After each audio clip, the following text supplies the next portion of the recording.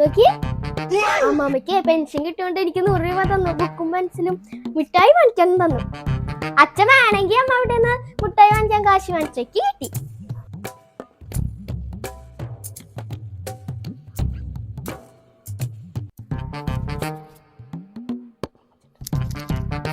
അമ്മേ അതെ ഇതൊരു 1000 ഉറുപ്പുണ്ട്. ഇതൊന്ന് കാലൊന്ന് മസാജ് ചെയ്തായിരുന്നു. നന്നായി ഇങ്ങനെ ഒന്ന് പിടിച്ചെന്നാ മതി.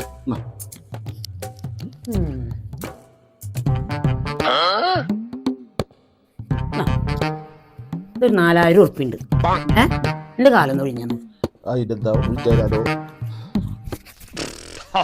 പടയപ്പാ.